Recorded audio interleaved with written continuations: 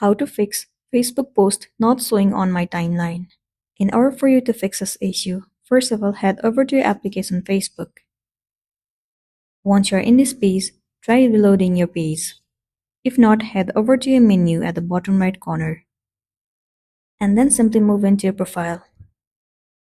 Once you're on your timeline, try refreshing this page. And then you have to wait for a while for it to load.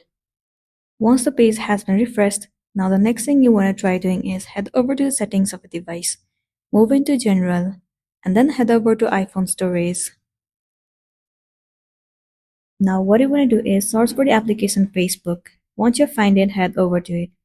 You need to tap on Offload App and then once again click on Offload App. It will clear the cache and the storage of the application and also remove all of the unwanted bugs. Now try heading over to your Facebook app and it should definitely fix the issue. So that's all for today, and this is simply how you can fix Facebook post not showing on my timeline. Make sure to smash the like button and consider subscribing to our channel. We'll see you in the next one.